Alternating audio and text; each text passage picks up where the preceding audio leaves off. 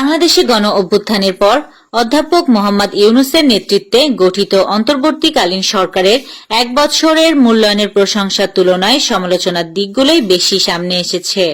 গত বছরের ৫ই আগস্ট ক্ষমতাচ্যুত সাবেক প্রধানমন্ত্রী শেখ হাসিনার পাশাপাশি আওয়ামী লীগের শীর্ষ নেতৃত্বের সীমাহীন অনিয়ম, দুর্নীতি, অর্থ পাচার, লুটপাটের করুণ পরিণতি জাতি প্রত্যক্ষ করেছে। শেখ হাসিনা ও তার ছোট বোন রেহানা জনতার ভয়ে পালিয়ে ভারতের দিল্লিতে আশ্রয় নেন। এর ঠিক আগে পরে শেখ পরিবারের সদস্য, আওয়ামী লীগের প্রভাবশালী মন্ত্রী, এমপি এমনকি নেতারাও নির্বিঘ্নে দেশ ছাড়েন। এবার বিদেশে বসেই দেশের নির্বাচন ভণ্ডুলের চেষ্টা করে যাচ্ছেন কার্যরত নিষিদ্ধ এই দলটি। পটুয়াখালীর বাউফলে চাঁদাবাজি করার সময় এক বিএনপি নেতার ছেলেকে গ্রেফতার করা হয়েছে। উপজেলার কালীশুরি বাণিজ্যিক বন্দরে ব্যবসায়ীদের কাছে টাকা চাইতে গেলে হাসান শিকদারকে আটক করেন যৌথ বাহিনীর সদস্যরা। শুক্রবার তাকে আদালতের মাধ্যমে কারাগারে পাঠানো হয়। গাজীপুরে সাংবাদিক আসাদুজ্জামান হত্যাকাণ্ডে অজ্ঞাতনামা আসামি করে মামলা, আটক ৫। পুরান ঢাকাকে যুক্ত করতে এই প্রথম মেট্রো রেল প্রকল্পে অর্থায়নে আসছে বিশ্বব্যাংক। বৃষ্টি ঝরবে কয়দিন জানালো আবহাওয়া অফিস। রাজধানী ঢাকায় শুক্রবার ৮ আগস্ট সকাল থেকে বৃষ্টি হচ্ছে। শুধু রাজধানী নয়, দেশের প্রায় সব অঞ্চলেই বৃষ্টি হচ্ছে। দেশের বিভিন্ন জায়গায় আগামী ৪ দিন এই বৃষ্টি ঝরবে।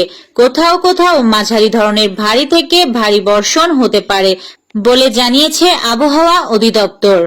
পুরো গাজা উপত্যকা দখলে নেওয়ার পরিকল্পনা অনুমোদন দিয়েছে ইসরায়েলের নিরাপত্তা মন্ত্রিসভা। দখলের এই পরিকল্পনা নেন প্রধানমন্ত্রী বেনিয়ামিন নেতানিয়াহু। মন্ত্রিসভার বৈঠকের আগে নেতানিয়াহু জানান, ইসরায়েল পুরো গাজার সামরিক নিয়ন্ত্রণ নেবে, তবে নিয়ন্ত্রণ ধরে রাখা হবে না। খবর টাইমস অব ইসরায়েলের। ভারতের সঙ্গে যুক্তরাষ্ট্রের রপ্তানি পণ্যে শুল্ক বিতর্কের অবসান না হওয়া পর্যন্ত কোনো বাণিজ্য আলোচনা হবে না বলে সাফ জানিয়ে দিয়েছেন মার্কিন প্রেসিডেন্ট ডোনাল্ড ট্রাম্প। অনূর্ধ্ব-২০ এশিয়ান কাপ বাছাইয়ে নিজেদের দ্বিতীয় ম্যাচে আজ পূর্ব তিমুরকে ৮-০ গোলে উড়িয়ে দিয়েছে বাংলাদেশ। হ্যাটট্রিক করেছে তৃষ্ণা রানী, একটি করে গোল করেন সিনহা জাহান শিখা, শান্তি মার্ডি, নবীরন খাতুন, মনকি আক্তার ও মোসাম্মদ সাগরিকা। আগামী রোববার গ্রুপ পর্বের শেষ ম্যাচে দক্ষিণ কোরিয়ার মুখোমুখি হবে। টের স্টেগের অধিনায়কত্ব কেড়ে নিল বার্সা।